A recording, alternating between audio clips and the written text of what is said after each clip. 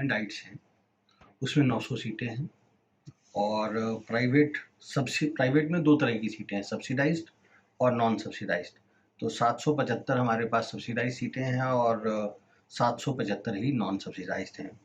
तो इसमें हमने फर्स्ट राउंड की काउंसलिंग जब की थी तो गवर्नमेंट आइट्स की 900 में से 685 सीटें भर गई थी, प्राइवेट सब्सिडाइज्ड में 775 में से 263 और प्राइवेट नॉन सब्सिडाइज्ड में 775 में से 47 सीटें भरी थी। उसके बाद हमने सरकार से परमिशन ली है और सरकार से परमिशन लेने के बाद सेकेंड राउंड की काउंसलिंग अभी हमारी जारी है।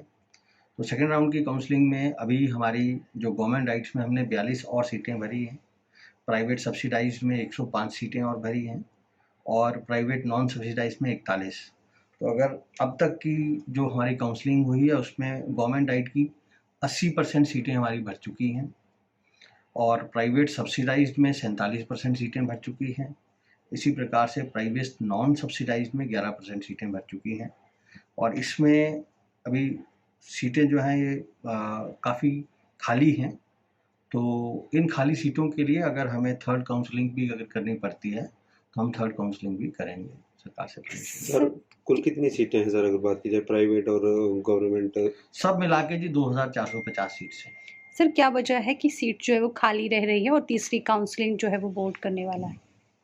इसमें मेरे को लगता है कि ये जो प्लेसमेंट होती है डीएलएड के बाद या जेबीटी के बाद, क्योंकि काफ़ी समय से जो है जॉब्स निकल नहीं रही थी, तो हो सकता है कि उस वजह से लोग इसमें ज़्यादा रुझान ना दिखा रहे हों। पर मुझे लगता है कि अब आगे आने वाले सालों में जैसे जैसे गवर्नमेंट जॉब्स निकालेगी इसमें, जैसे आपको पता भी है बैच वाइज भर्ती भी शुरू होगी इसकी, तो मुझे लगता है कि उसमें फिर हमारे ये सीट्स ज़्यादा भरने के चांसेस हैं।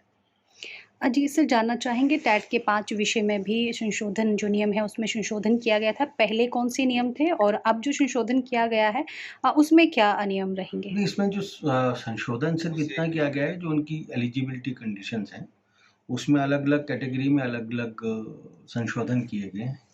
अब संशोधन इस वक्त तो बताना वो पॉसिबल नहीं होगा क्योंकि वो काफ़ी डिटेल्ड है, लेकिन इसकी एक हमने अलग से प्रेस रिलीज जारी की हुई है, तो जो भी व्यक्ति उसको देखना चाहे वो प्रेस के माध्यम से उसमें देख सकता है। मैं ये भी आदेश कर रहा हूँ कि उसको वेबसाइट पे भी डाल दिया जाए। सर क्या वजह है कि ये संशोधन जो है वो नियमों में किया गया है?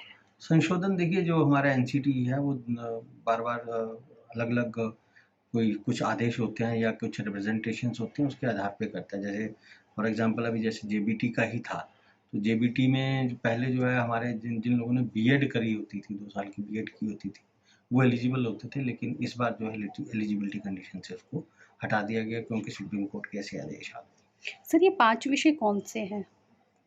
ये 5 विषय इसमें हमारे अपना आर्ट्स के विषय हैं, आपका जेबीटी का है, फिर इसका लैंग्वेज टीचर का है और मेडिकल और नॉन मेडिकल आने वाला है।